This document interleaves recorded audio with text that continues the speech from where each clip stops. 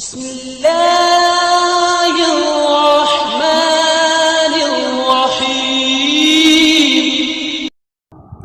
السلام علیکم ورحمۃ اللہ وبرکاتہ۔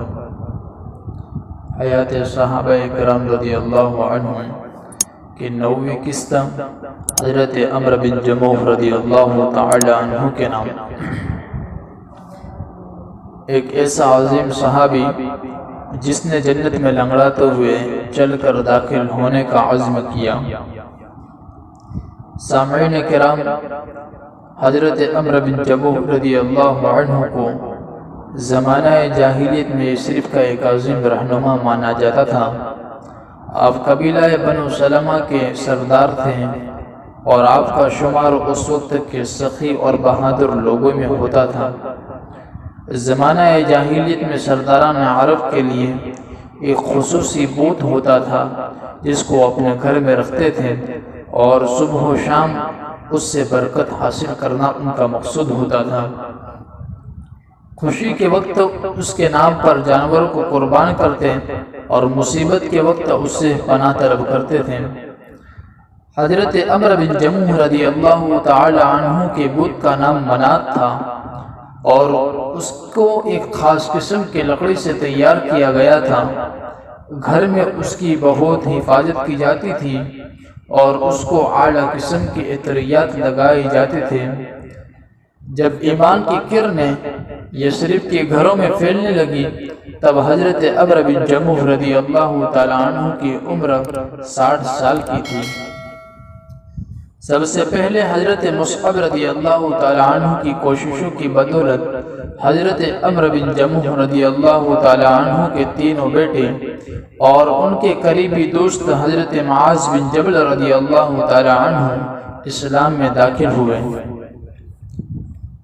اپنے بیٹوں سے متاثر ہو کر ان کی اہلیہ حضرت عمرو بن جموح کی اہلیہ نے اسلام قبول کر لیا، لیکن حضرت عمرو بن جموح رضی اللہ تعالی عنہ کو اس بات کا علم نہیں ہوا کہ ان کے تمام افراد مسلمان ہو گئے ہیں۔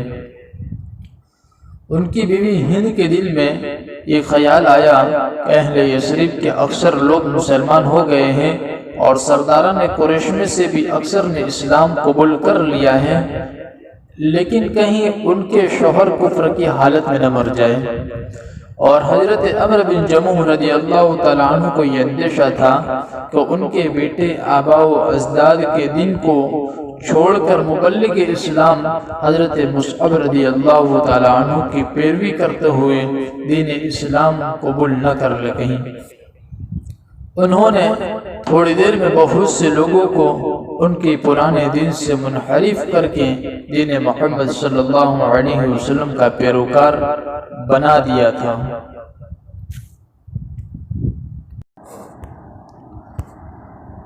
انہوں نے اپنی بیوی سے کہا، ہند خبردار کہیں اپنے بیٹے مصعب بن عمر رضی اللہ عنہ کے چنگل میں نہ پھنس جائیں۔ پھر یوں کہا کہ ہمیں اس شخص کے بارے میں سوچنا ہی پڑے گا۔ بیوی نے کہا، آپ کا حکم سر آنکھوں پر، لیکن کیا آپ اپنے بیٹے معاذ رضی اللہ عنہ کے منہ سے وہ بات سننا پسند کریں گے جو مصعب رضی اللہ عنہ کے بارے میں بیان کرتا ہے؟ انہوں نے کہا، بڑے افسوس کی بات ہے کہ معاذ رضی اللہ عنہ اپنے دین سے منحرف ہو چکا ہے اور مجھے اس کا علم بھی نہیں۔ اس نے خاتون نے جب اپنے خاوند کے تیور دیکھے تو فوراً بولی، نہیں، بیٹا صرف مصعب رضی اللہ عنہ کی ایک مجلس میں شریک ہوا تھا اور اس مجلس میں جو باتیں ہوئی وہ اس نے یاد کر لی۔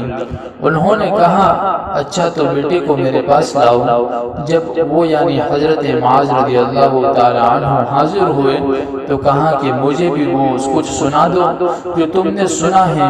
تو بیٹے نے سورہ فاتحہ کی تلاوت شروع کر دی۔ الحمدللہ رب العالمین الرحمن الرحیم مالک یوم الدین ایاک نعبد و ایاک نستعین اهدنا الصراط المستقیم صراط الذین انعمت علیہم غیر المغضوب علیہم ولا الضالین۔ ترجمہ: تمام تعریف اللہ ہی کے لیے ہیں جو رحمان الرحیم ہے، جزا کے دن کا مالک ہے۔ ہم تیری ہی عبادت کرتے ہیں اور تجھ ہی سے مدد مانگتے ہیں، اور تو ہی ہمیں سیدھا راستہ دکھانے والا ہے۔ ان لوگوں کا راستہ جن پر تو نے انعام کیا، نہ کہ ان لوگوں کا راستہ جن پر تو غضبناک ہوا اور جو گمراہ ہیں۔ یہ سن کر کہنے لگے، یہ تو بہت عمدہ کلام ہے، کیا اس کی ہر بات ایسی ہی ہوتی ہے؟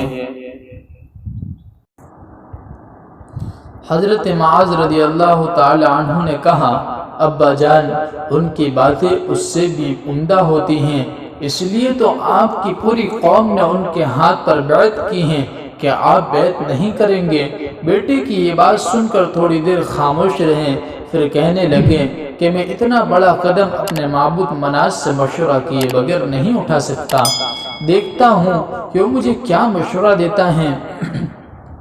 بیٹے نے کہا، ابا جان، یہ ممکن نہیں کہ منات آپ سے کچھ کہیں یا کوئی بات کہیں، یہ تو لکڑی کا ایک بت ہے، نہ تو بات کرنے کی صلاحیت رکھتا ہے اور نہ ہی سننے کی صلاحیت رکھتا ہے۔ باپ غصے میں بولا، میں نے تجھے کہہ دیا کہ جب تک اس سے مشورہ نہیں کر لوں کوئی فیصلہ نہیں کروں گا۔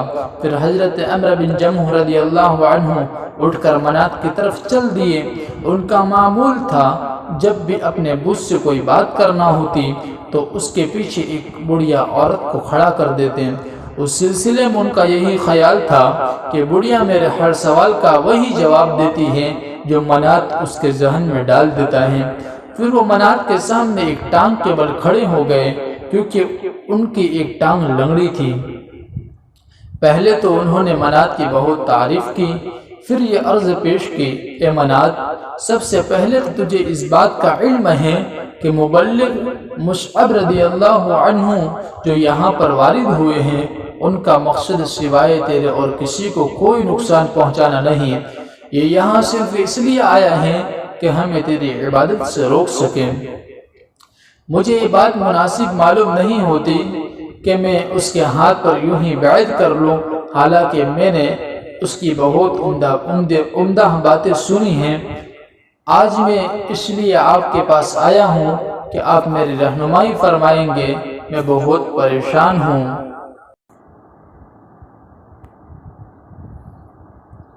لیکن منات کی طرف سے کوئی جواب نہیں آیا۔ یہ بات سن کر بہت افسوس ہوا اور کہا، میرے پیارے منات، شاید آپ ناراض ہو گئے ہیں۔ میں آپ سے وعدہ کرتا ہوں کہ آئندہ کوئی ایسی بات نہیں کروں گا جو آپ کو ناگوار گزرے۔ آپ ناراض نہ ہونا، میں چند دن تک آپ کے پاس آؤں گا تاکہ آپ کا غصہ ٹھنڈا ہو جائے۔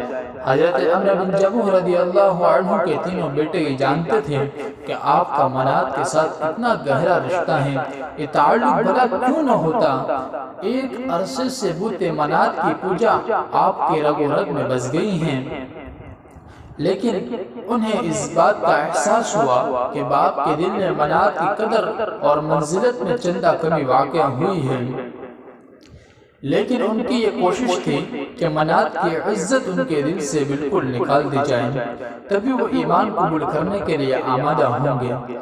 یک دفعہ حضرت عمرو بن جمح رضی اللہ عنہ کے تینوں بیٹے معاذ رضی اللہ عنہ کے ہمراہ رات کی تاریکی میں منات کے پاس آئے۔ انہوں نے اس کو اٹھایا اور لے جا کر گڑھے میں پھینک دیا جس میں بنو سلمہ گندگی پھینکا کرتے تھے، اور یہ کام کرنے کے بعد وہ چپکے سے گھر لوٹ آئے۔ کسی کو بھی اس واقعے کا علم نہ ہو سکا۔ جب صبح کے وقت جناب عمرو بن جمح رضی اللہ عنہ اپنے معبود کو سلام کرنے کے لیے گئے تو کیا دیکھتے ہیں کہ بت تو وہاں سے غائب ہیں۔ کہنے لگے، صد افسوس، ہمارے بت کو کس نے غائب کر دیا؟ اہل خانہ سے کوئی جواب نہ ملنے پر اہل خانہ سے کوئی جواب نہ ملا تو انہوں نے غصے سے اپنے ارد گرد تلاش کرنا شروع کر دیا۔ تو حضرت عمرو بن جمح اس گڑھے تک جا پہنچے جہاں لوگ گندگی پھینکتے تھے۔ دیکھا کہ بت اس میں سر کے بل گرا پڑا ہے، اس کو وہاں سے لیا اور صاف کیا اور خوشبو لگا کر دوبارہ اس کی جگہ پر رکھ دیا اور کہنے لگے اللہ کی قسم اگر اس شخص کا مجھے آج علم ہو جاتا جس نے تیرے ساتھ یہ کیا تو اس کو بہت ذلیل اور رسوا کرتا۔ جب دوسری رات ہوئی تو بیٹے بت کو پھر اسی گڑھے میں پھینک آئے جہاں پہلے پھینکا تھا۔ باپ نے پھر صبح دیکھا کہ بت پھر غائب ہے تو تلاش کے بعد پھر اسی گڑھے میں اس کو منہ کے بل گرا دیکھا، وہاں سے اس کو اٹھایا، دھویا اور پھر سے گھر میں لا کر رکھ دیا۔ تینوں بیٹے یہ منات کے ساتھ روزانہ یہی سلوک کرتے رہے۔ باپ اس بات سے بہت زیادہ پریشان ہوا۔ ایک دن اس نے ایسا کیا کہ اپنی تلوار کو منات کے گلے میں لٹکا دیا اور کہنے لگا اے میرے منات، مجھے تو علم نہیں کہ تیرے ساتھ یہ سلوک کون کر رہا ہے، اگر تم میں ہمت ہو تو اس سے بدلہ لے لو، تلوار تمہارے پاس موجود ہے، یہ کہا اور خود اپنے بستر پر آ کر لیٹ گیا۔ جب ان کے بیٹوں کو یقین ہو گیا کہ ان کا باپ سو گیا ہے تو وہ منات کے پاس دبے پاؤں آئے اور اس کی گردن سے تلوار کو نکالا اور چپکے سے اس کو اٹھا کر گھر سے باہر نکل گئے۔ تلوار کو تو اس کے گلے سے نکال دیا تھا اور اس کے ساتھ ایک مرے ہوئے کتے کو رکھ دیا اور بنو سلمہ کے اس کنویں میں پھینک دیا جہاں گندا پانی جمع ہوتا تھا۔ باپ جب نیند سے بیدار ہوا اور دیکھا کہ منات پھر غائب ہیں تو تلاش کرتا ہوا پھر کنویں تک پہنچا، اس میں دیکھا کہ وہ منہ کے بل گرا پڑا ہوا ہے اور ایک مرا ہوا کتا بھی اس کے ساتھ ہے اور تلوار اس سے چھین لی گئی ہے۔ یہ منظر دیکھ کر اس کے دل میں نفرت پیدا ہو گئی اور اس دفعہ اس کو وہی رہنے دیا اور کہنے لگا اللہ کی قسم اگر تو مشکل کشا ہوتا تو اور کتا ایک ساتھ کنویں میں نہ پڑے ہوئے ہوتے۔ تھوڑی دیر بعد اپنے مسلمان ہونے کا اعلان کر دیا۔ حضرت عمرو بن جموح رضی اللہ عنہ ایمان کے دولت سے مالا مال ہوئے، لیکن انہوں نے شرک کی حالت میں جو دن گزارے تھے ان پر ان کو دکھ اور رنج ہوا۔ اب وہ دین کی طرف پورے دل و جان سے متوجہ ہوئے اور اپنے جان، مال اور اولاد کو اللہ اور اس کے رسول صلی اللہ علیہ وسلم کی راہ میں وقف کر دیا۔ تھوڑے ہی عرصے کے بعد غزوہ احد کو پذیر ہوا اور حضرت عمرو بن جموح رضی اللہ عنہ نے دیکھا کہ ان کے تینوں بیٹے دشمن کے خلاف لڑنے کی تیاری میں مصروف ہیں۔ وہ صبح و شام بہادر شیروں کے مانند جا رہے ہیں اور جام شہادت نوش کرنے اور اللہ کی خوشنودی حاصل کرنے کی جد و جہد کر رہے ہیں۔ آپ نے اپنے بیٹوں کو دیکھ کر خود بھی میدان کارزار میں رسول اللہ صلی اللہ علیہ وسلم کے جھنڈے تلے دشمنوں سے نبر آزما ہونے کا عزم کر لیا، لیکن بیٹوں نے اپنے باپ کو روکا کیونکہ عمر رسیدہ تھے اور ایک ٹانگ سے معذور بھی تھے۔ بیٹوں نے عرض کیا کہ ابا جان، آپ اللہ تبارک و تعالیٰ کی طرف سے معذور ہیں اور آپ یہ تکلیف نہ اٹھائیں، اللہ سبحانہ و تعالیٰ نے آپ کو ذمہ داری سے سبکدوش کر دیا ہے۔ باپ اپنے بیٹوں کی باتیں سن کر رنجیدہ ہوئے اور رسول اللہ صلی اللہ علیہ وسلم کی خدمت اقدس میں حاضر ہوئے اور شکوہ کیا کہ میرے بیٹے مجھے جہاد میں شریک ہونے سے روک رہے ہیں اور دلیل یہ دے رہے ہیں کہ میں لنگڑا ہوں، لیکن اللہ کی قسم میں لنگڑاتا ہوا جنت میں داخل ہونا چاہتا ہوں۔ اللہ کے رسول صلی اللہ علیہ وسلم نے ان کا یہ شوق دیکھ کر ان کے بیٹوں سے فرمایا کہ ان کو جہاد میں شامل ہونے دو، شاید اللہ تبارک و تعالیٰ ان کو شہادت نصیب فرما دے۔ بیٹوں نے اللہ کے رسول صلی اللہ علیہ وسلم کا حکم سنا تو خاموشی اختیار کر لی۔ جب جہاد کے لیے میدان میں نکلنے کا وقت آیا تو حضرت عمرو بن جموح رضی اللہ تعالی عنہ نے اپنی بیوی کو ایسے الوداع کہا جس سے کبھی کسی گھر واپس آنے کا ارادہ ہی نہیں ہو۔ پھر قبلہ رخ ہو کر آسمان کی طرف ہاتھ اٹھائے اور یہ دعا کی الہی مجھے شہادت نصیب کرنا، مجھے ناکام بنا کر واپس اپنے اہل خانہ کی طرف نہ لوٹانا۔ پھر وہ میدان جنگ کی طرف چل دیے۔ جب میدان کارزار گرم ہوا تو مجاہدین اسلام مختلف دستوں میں اللہ کے رسول صلی اللہ علیہ وسلم کے گرد بڑھ گئے۔ حضرت عمرو بن جموح رضی اللہ تعالی عنہ کو دیکھا تو وہ سب سے اگلے دستے میں ایک ٹانگ کے سہارے سہارے چلے جا رہے ہیں اور اپنی زبان سے یہ کہہ رہے ہیں کہ میں تو جنت کا مشتاق ہوں، میں تو جنت کا متلاشی ہوں، اور ان کے پیچھے ان کا بیٹا خلاد رضی اللہ عنہ چلے جا رہے ہیں۔ یہ بوڑھے مجاہد اور ان کا جوان بیٹا اللہ کے رسول صلی اللہ علیہ وسلم کی طرف سے مسلسل دفاع کرتے رہے، یہاں تک کہ دونوں یکی بعد دیگر میدان جنگ میں جامع شہادت نوش فرما گئے۔ جب جنگ ختم ہو گئی تو اللہ کے رسول صلی اللہ علیہ وسلم نے شہداء کی طرف تشریف لے گئے تاکہ ان کی تدفین کا بندوبست کیا جائے۔ آپ نے فرمایا شہداء اسلام کو خون اور زخموں کی حالت میں رہنے دو، روز قیامت اللہ کے حضور میں ان کی شہادت کی گواہی دوں گا۔ پھر آپ علیہ السلام نے فرمایا کہ یہ دونوں آپس میں محض ایک دوسرے کے ساتھ اللہ کے رضا کے لیے محبت کیا کرتے تھے۔ وآخر دعوانا ان الحمدللہ رب العالمین۔